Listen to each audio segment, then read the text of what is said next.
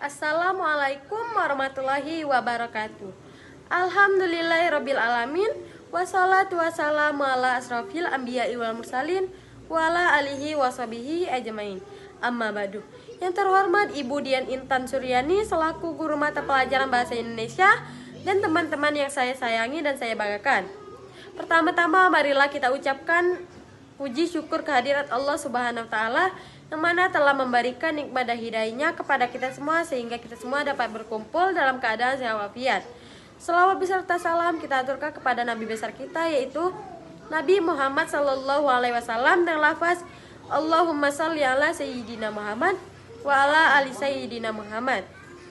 Pada kesempatan yang berbahagia ini izinkan saya untuk menyampaikan pidato mengenai lemahnya pemahaman kesetaraan gender yang masih terjadi di lingkungan sekitar kita. Ketidakkesetaraan ini masih terjadi di berbagai lingkup kehidupan, di bidang pendidikan, sosial maupun ekonomi.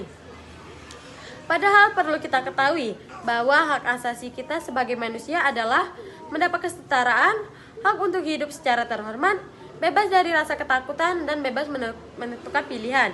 Tidak hanya diperuntukkan bagi para laki-laki, perempuan pun memiliki hak yang sama. Sosok perempuan yang berprestasi dan bisa menyeimbangkan antara pendidikan dan karir menjadi sangat langka ditemukan. Perempuan ini seringkali takut untuk berkarir karena tuntunan perannya sebagai ibu rumah tangga. Padahal sebenarnya setiap warga negara Indonesia ini dilindungi tanpa membeda-bedakan suku, agama, ras, dan juga jenis kelamin. Hal ini tertuang di dalam Undang-Undang Dasar Pasal 28 Ayat 1 yang menyatakan bahwa setiap orang berhak bebas dari perlakuan yang diskriminatif atas dasar apapun dan berhak bebas mendapatkan perlindungan yang dari perlakuan diskriminatif itu.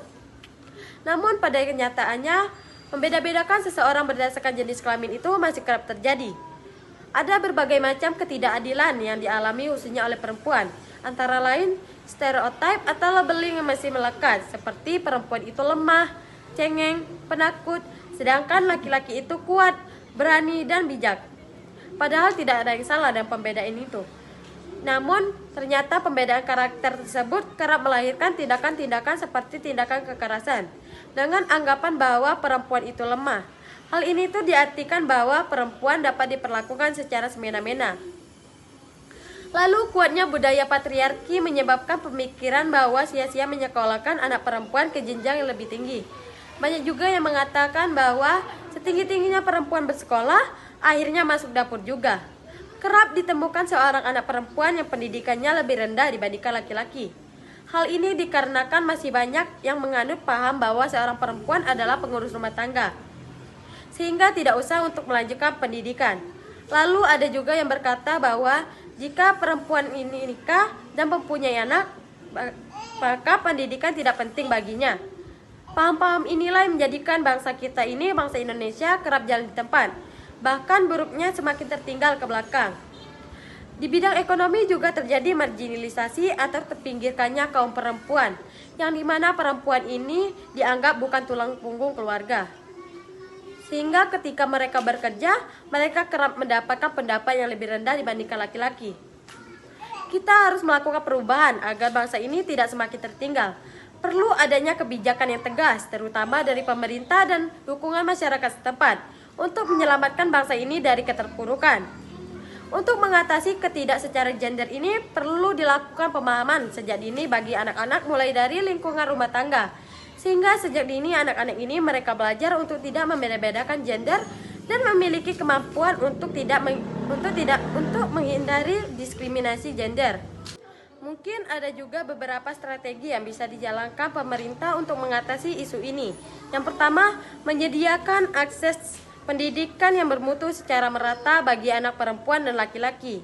Yang kedua, mengadakan pelayanan pendidikan baca tulis untuk meningkatkan derajat huruf, terutama kepada perempuan.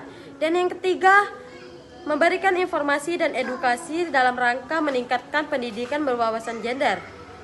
Strategi yang sudah saya bilang tadi diharapkan mampu untuk mengubah pemikiran dan membuat masyarakat lebih legowo dan menerima bahwa kita tidak berhak untuk tidak membeda-bedakan antara perempuan dan laki-laki.